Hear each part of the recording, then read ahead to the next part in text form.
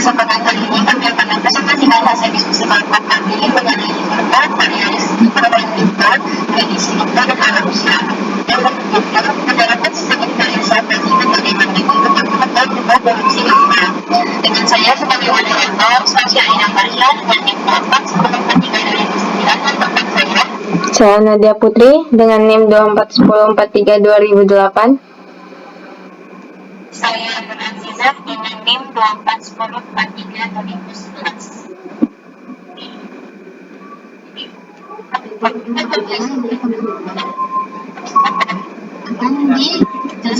Terima kasih kepada moderator. Terima kasih kepada moderator. Kali ini saya akan membacakan latar belakang permasalahan ini. Yang pertama, profil UKM. UKM Ekrol Papang Bayelali. Produksi makanan ringan Ekrol. Permasalahan utamanya yaitu permintaan konsumen fluktuatif setiap bulan, menentukan jumlah produksi masih manual, sering terjadi kelebihan atau kekurangan stok. Dampaknya adalah kerugian bahan baku, penumpukan barang atau tidak bisa memenuhi permintaan pasar. Rumusan masalah. Yang pertama, bagaimana menentukan jumlah produksi optimal di setiap periode. Yang kedua, bagaimana membuat sistem yang otomatis, akurat, dan mudah dipakai untuk UKM. Tujuan penelitian. Tujuannya yaitu membangun sistem yang dapat menghitung jumlah produksi optimal berdasarkan data permintaan dan persediaan pasar. Yang kedua yaitu menerapkan logika Fuzzy metode Mamdani untuk membantu keputusan produksi. Manfaat penelitian ini, yang pertama bagi UKM, mengurangi resiko effort stock dan understock, efisiensi bahan baku. Yang kedua itu bagi mahasiswa atau akademik, contoh penerapan teori Fuzzy logic pada kasus nyata. Yang ketiga bagi penelitian, yaitu dasar pengembangan sistem produksi UKM lainnya. Metodologi ada 3. Yang pertama pendekatan, yang kedua 4 langkah utama, dan aplikasi atau web. Pendekatan, kita menggunakan pendekatan sistem inferensi Fuzzy. Yang kedua 4 langkah utama, kita memakai fusifikasi, inferensi, komposisi, dan defusifikasi. Aplikasi atau web, kita menggunakan 2 yaitu PHP dan MySQL. Selanjutnya dikembalikan kepada moderator. Yang kedua, metode. Nah, jenis dan pendekatan penelitian ini yang pertama, jenis penelitian menggunakan terapan atau applied research, kemudian menggunakan pendekatan kuantitatif dan pemodelan sistem. Penelitian ini difokuskan untuk membangun sistem pengambilan keputusan produksi di UKM.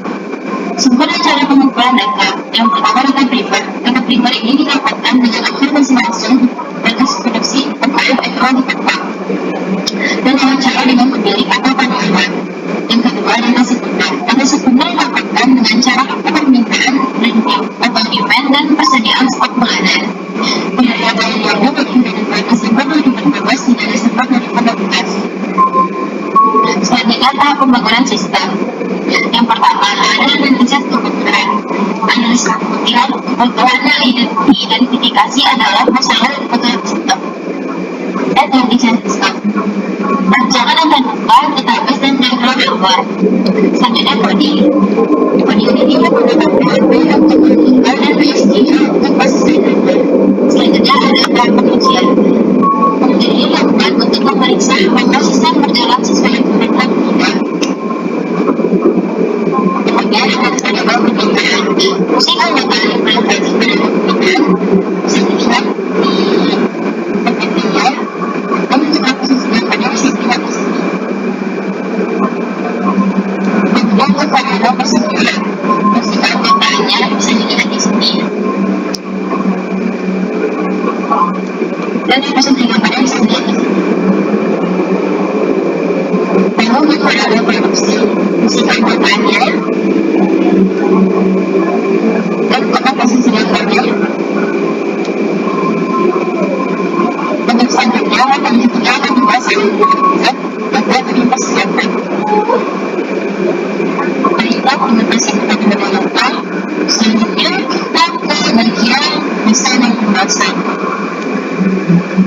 Next,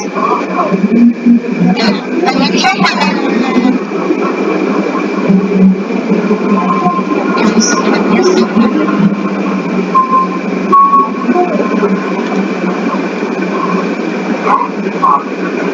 Jadi penelitian ini mengkaji sistem inferensi fuzzy menggunakan metode backbone dalam bantuan produksi peralatan atau yang menggunakan menggunakan bantuan dari bahasa pemrograman MySQL. Data penelitian ini dalam cara observasi untuk menyelesaikan permasalahan penentuan produksi menggunakan sistem inferensi fuzzy dengan metode Web-Dani. Dengan metode Web-Dani disebutkan tiga halaman, yaitu data permintaan, data persediaan, dan data produksi. Data yang diperlukan ini akan diambil pada Desember 2015 sampai Desember 2014 yang nanti dapat ditemukan pada tanggal 1. Dan kasus yang dapat dibuka di penetapan adalah penentuan produksi agrol yang harus diproduksi pada bulan Desember 2016 sesuai permintaan dan persediaan barang tanggal 1 Januari dari Desember 2015 sampai dengan Desember 2017 dan tanggal 2014 seperti yang ada pada slide.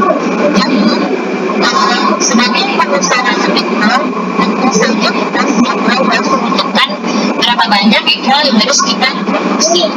Nah, putusan ini bergantung kepada berapa permintaan dan persediaan yang kita dapatkan.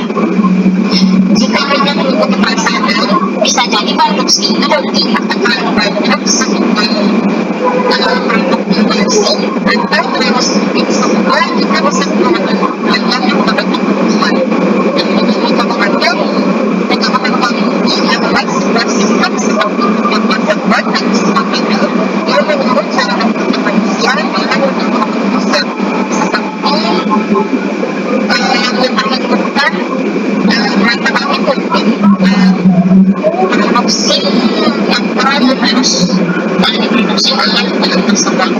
Nah, walaupun dia menurut cara berpikir manusia, tapi yang menggunakan metode yang lebih akurat. Next.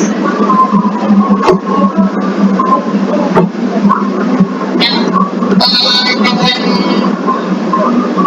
slide ini kita dapat lihat bahwa tanggal 1 itu berupa data produksi dari Desember 2015 sampai dengan Desember 2014. Next. Selanjutnya kita langsung ke dalam undang-undang metode. Metode undang-undang bekerja dalam pertanyaan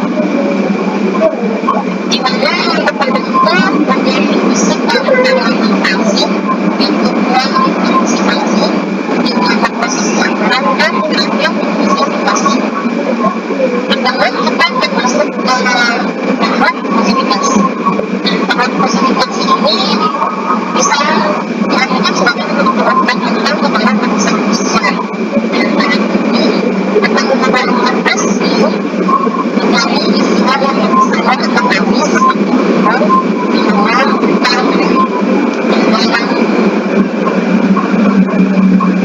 nanti kalau kita katakan yang kita ini di dalamnya ada data permintaan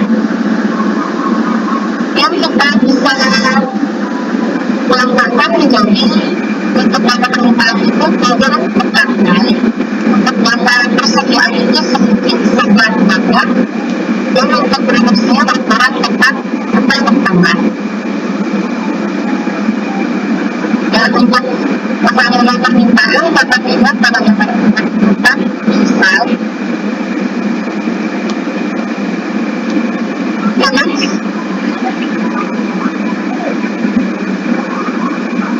untuk perhitungannya sendiri dapat dilihat pada slide dan grafik untuk variabel persediaan. Next. Untuk variabel persediaan dan ketersediaan dan gambar untuk variabel produksi dapat dilihat pada slide. Next.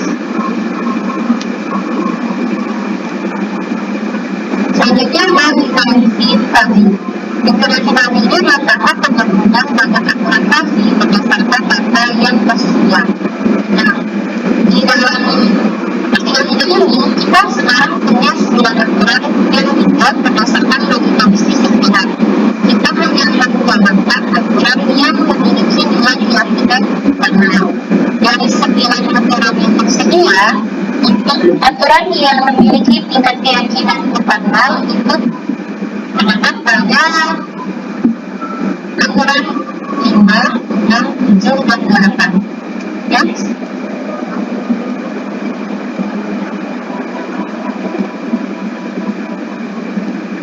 Hasil aplikasi fungsi implikasi dan aturan fuzzy digunakan metode Max untuk melakukan komposisi aturan. Aturan yang digunakan adalah aturan yang menghasilkan nilai keyakinan terkenal. Seperti yang pada slide ini pada aturan 5, 6, 7, dan 8. Dari 4 aturan fuzzy kami peroleh batas komposisi seperti yang terlihat pada gambar. Dan juga untuk solusi daerah dapat kita lihat pada gambar 7 slide. Dan juga pada solusi daerah itu nanti diperoleh juga 5 daerah seperti pada gambar. Oke, next.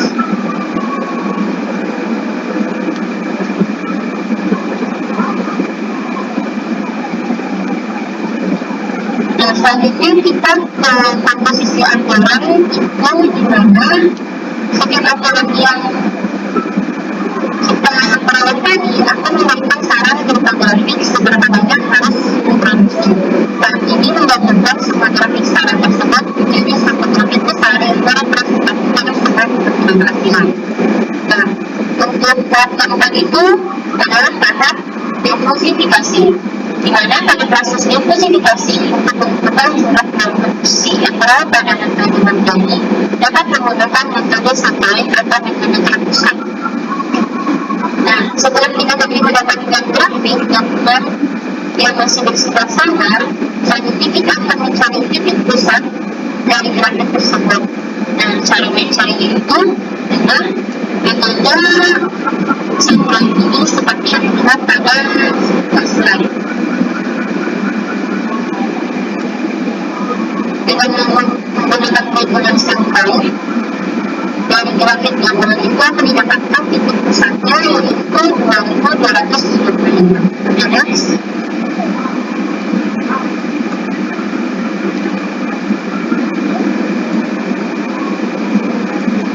Nah, tadi untuk pada Desember 2016 itu data permintaannya itu sebesar 2.400 dus dan data persediaannya sebesar 2.290 dus. Setelah dilakukan perhitungan dengan metode mandiri, maka didapatkan bahwa pada bulan itu akan diproduksi apel sebesar 2.255 dus. Nah, selain dengan perhitungan manual ini, kita juga dapat menghitung berapa jumlah produksi yang harus diproduksi dengan bantuan dari bahasa pemrograman. Nah, bahasa pemrograman PHP dan ISQL ini akan dibentuk dalam sebuah web. Jadi ketika web itu sudah ada dan webnya dijalankan, user atau pengguna hanya perlu memasukkan data permintaan dan persediaan. Dan nanti dari web itu akan dikeluarkan output berapa jumlah barang yang harus diproduksi berdasarkan data yang telah user masukkan. Oke, next.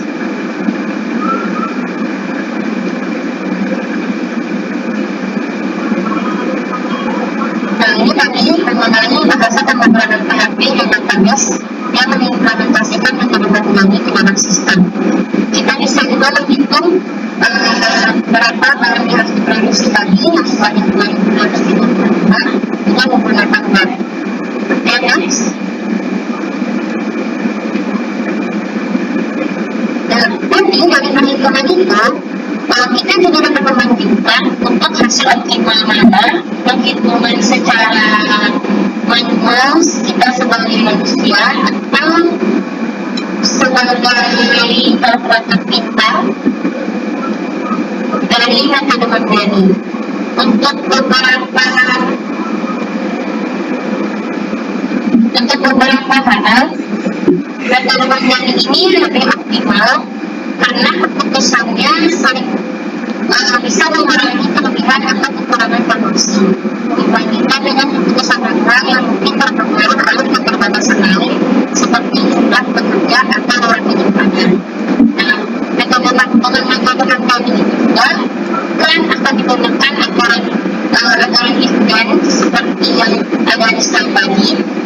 Contohnya jika permintaan tinggi dan persediaan sedikit, maka produksi lebih banyak. Dan ini untuk sebagai pemilik usaha dengan bahasa seperti ini akan lebih mudah dipahami daripada hanya pengusaha angka saja. Dan metode Mandani ini juga bisa menangani ketidakpastian. Metode ini tidak menghitung secara satuan yang menjadi situasi dengan permintaan tidak disadari, tapi juga tidak berdasar. Jadi metode Mandani ini bisa diharapkan seperti asisten pintar yang bisa menerjemahkan angka-angka mentah seperti data permintaan dan persediaan tadi menjadi kata-kata yang mudah dipahami. Lalu dengan metode Mandani ini juga bisa menjalankan aturan bisnis yang sudah ditetapkan, juga bisa menggabungkan semua jawaban dari aturan-aturan tersebut dan menghitung satu angka rekomendasi yang paling masuk akal dari jawaban itu. Jadi dengan metode Mandani ini nanti pemilik usaha bisa menentukan keputusan produksi yang lebih berbasis data dan logika, bukan hanya dengan feeling semata. Oke, next.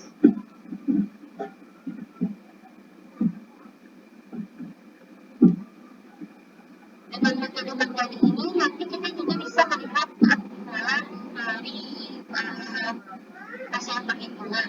Misalnya di dalam artikel itu pada keterangan bulan di Januari ini dan Desember 2016 itu metode Mandani kan memberikan hasil yang lebih optimal dibandingkan keputusan manual tekanan. Tapi di bulan lain misalnya di November 2016 hasil Mandani itu justru lebih tinggi dari Mandani di 2018, bahkan metode manualnya itu sekitar 300%. Dan ini sebenarnya dikarenakan aturan fase yang kita gunakan hanya sebulan. Untuk meningkatkan tingkat keyakinan itu nanti bisa kita tambahkan lagi aturan fasenya.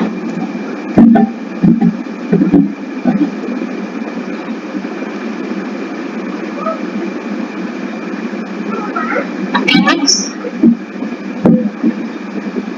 Baiklah, sekian penjelasan saya mengenai hasil pembahasan dalam artikel ini. Saya kembalikan kepada moderator. Oke, terima kasih kepada Anda. Mungkin yang dapat kami sampaikan. Apabila ada kekurangan atau salah penyampaian, kami mohon maaf. Kami akan dengan Assalamualaikum warahmatullahi wabarakatuh.